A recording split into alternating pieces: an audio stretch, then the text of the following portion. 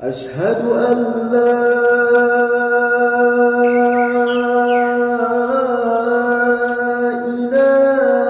إلا الله.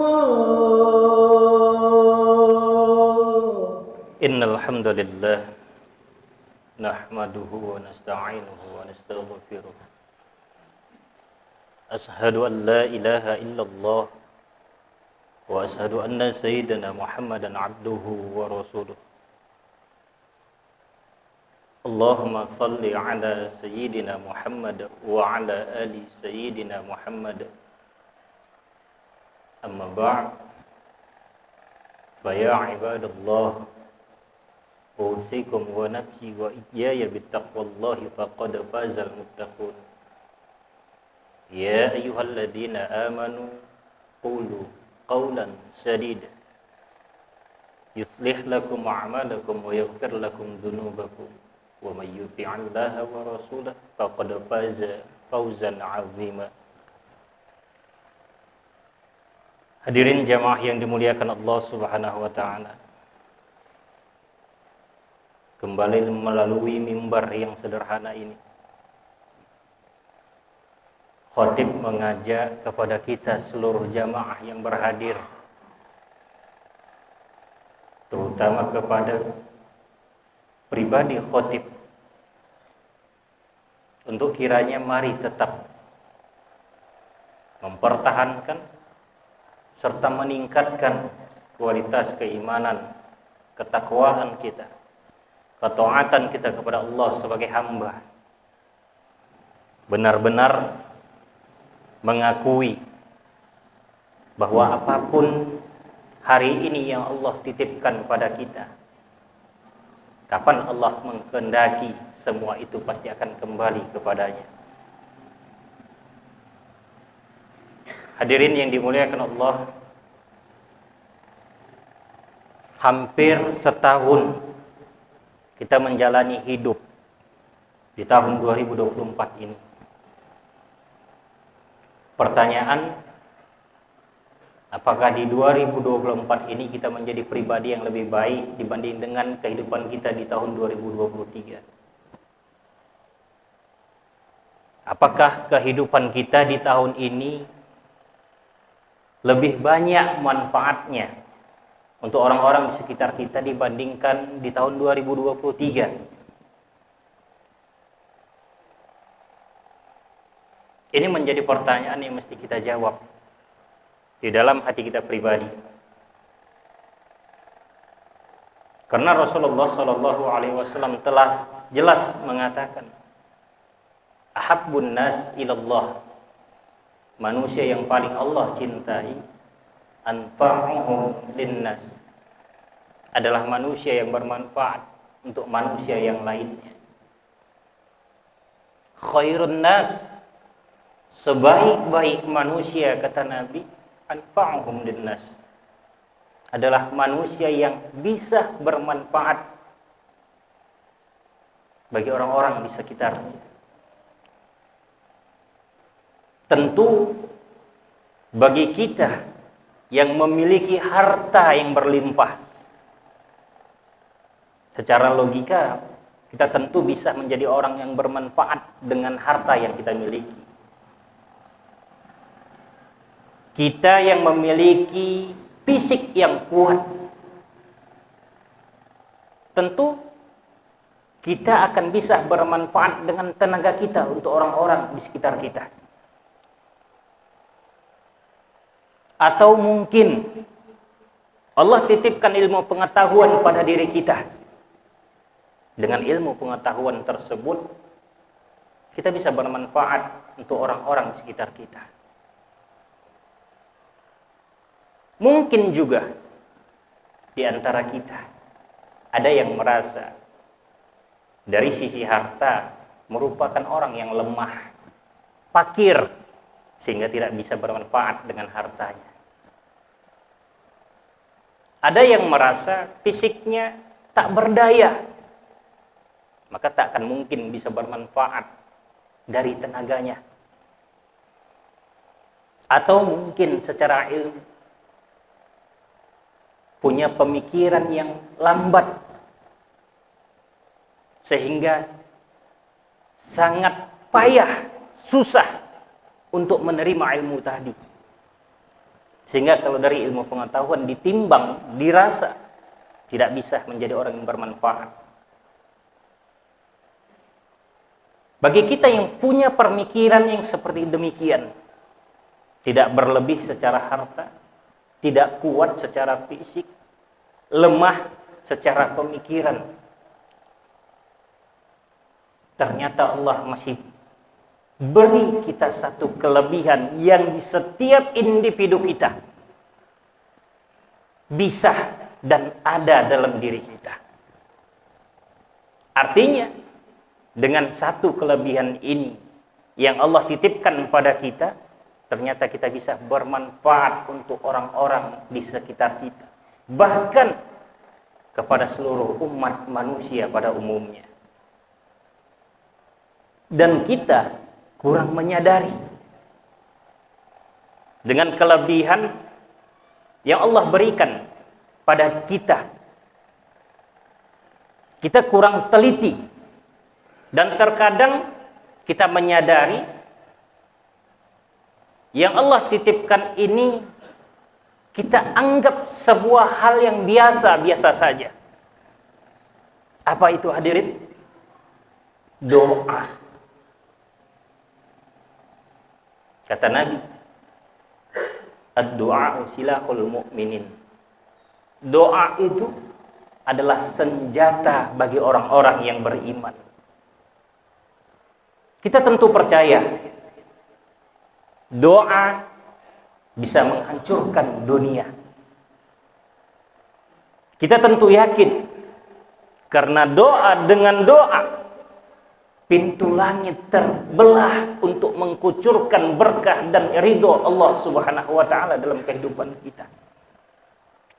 Sebuah kisah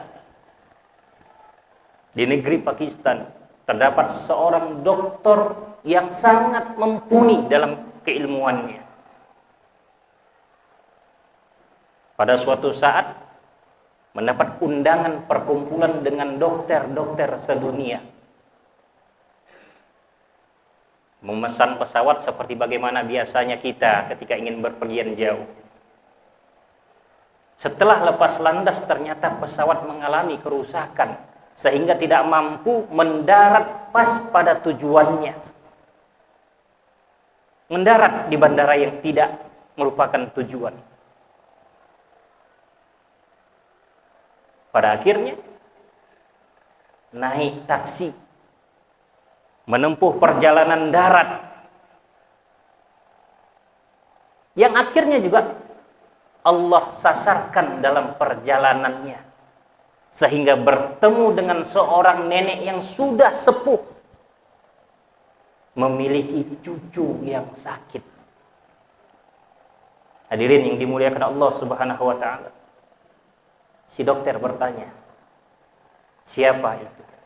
Si nenek menjawab, "Cucu saya. Sudah sekian lama menderita penyakit ini. Yang bisa mengobati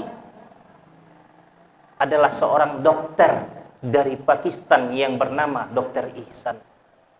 Alangkah terkejutnya si dokter tadi, yang merupakan dokter yang menjadi tujuan si nenek untuk berobat kepadanya, diakibatkan permohonan munajat si nenek kepada Allah agar si cucu bisa ditangani oleh si Dr. Ihsan.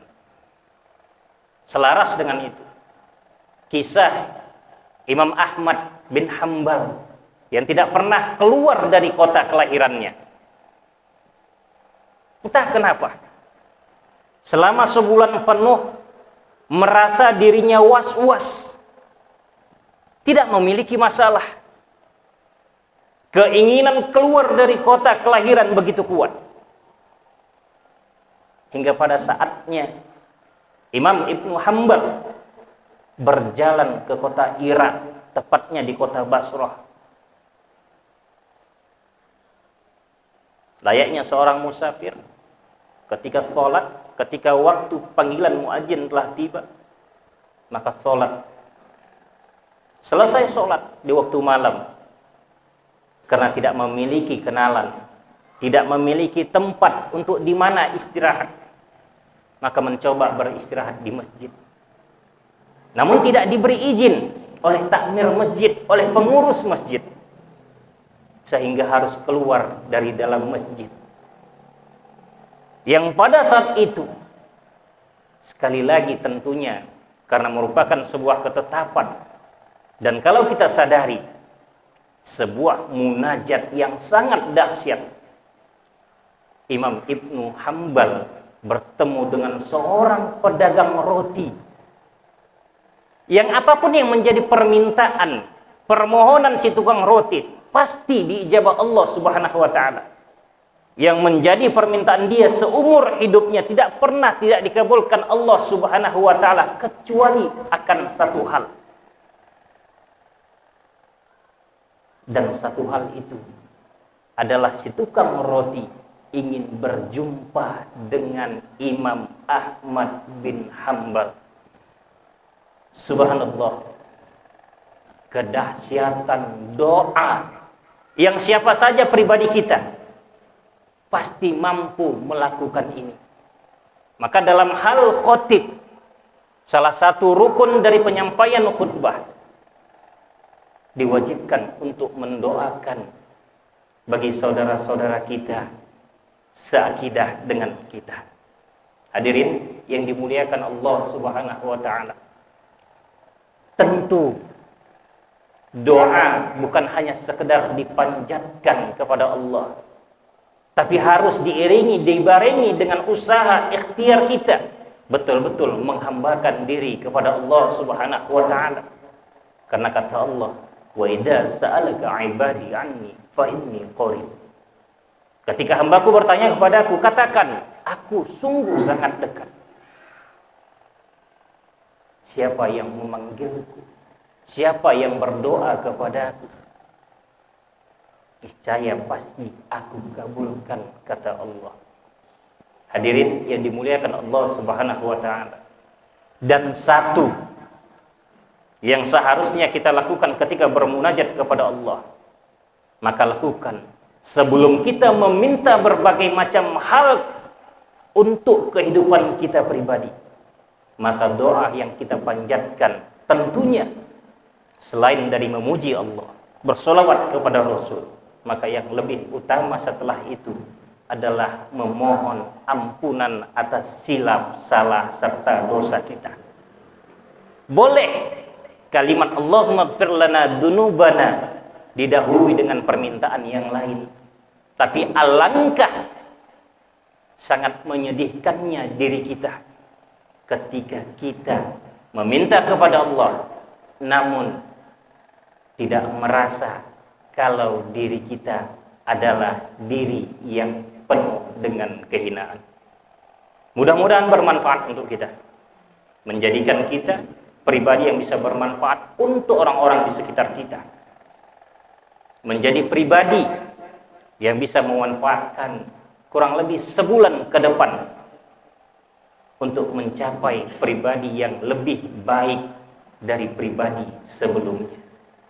Barakallahu li wa lakum fil Qur'anil azim wa nafa'ani wa iyyakum bima fihi minal ayati wa dzikril hakim wa taqabbala minni wa minkum tilawatahu innahu huwal ghafurur rahim. Alhamdulillahilladzi an'ama bi ni'matil iman wal islam. Ashhadu an la ilaha illallah wa ashhadu anna sayyidina Muhammadan abduhu wa rasuluh. Allahumma salli ala sayyidina Muhammad wa ala alihi wa ashabihi wa dzurriyyatihi wa qarabati wa ahli baitihi ajma'in. Amma ba'd, fa ya ibadallah, ittaqullaha haqqa tuqatih wa la tamutunna illa wa antum muslimun. Wa'lamu anna Allah subhanahu wa ta'ala amarakum bi amrin bada'a fihi bi nafsihi wa tanna bi malaikatihi al-musabbihati bi qudusihi faqala ta'ala inna Allaha wa malaikatahu yusalluna 'alan nabi ya ayyuhalladzina amanu sallu 'alaihi wa sallimu taslima. Allahumma salli wa sallim wa barik ala sayyidina Muhammad wa ala ali sayyidina Muhammad كما صليت وسلمت وباركت على سيدنا إبراهيم وعلى آل سيدنا إبراهيم في العالمين إنك حميد مجيد. وارض اللهم عن أربعة الخلفاء الراشدين سيدنا أبي بكر وعمر وعثمان وعلي وعلى بقية الصحابة رسول الله أجمعين وعلينا معهم برحمتك يا أرحم الراحمين. اللهم ربنا ظلمنا أنفسنا وإن لم تغفر لنا وترحمنا لنكونن من الخاسرين. اللهم اغفر لنا ذنوبنا وذنوب آبائنا وأمهاتنا وللمسلمين والمسلمات والمؤمنين والمؤمنات برحمتك يا أرحم الراحمين. ربنا آتنا في الدنيا حسنة وفي الآخرة حسنة وقنا عذاب النار والحمد لله رب العالمين. عباد الله إن الله يأمركم بالعدل والإحسان وإيتاء ذي القربى وينهى عن الفحشاء والمنكر والبغي يعظكم لعلكم تذكرون فاذكروا الله العظيم يذكركم واشكروه على نعمه يزدكم ولذكر الله أكبر والله أعلم بالصواب. أقم الصلاة.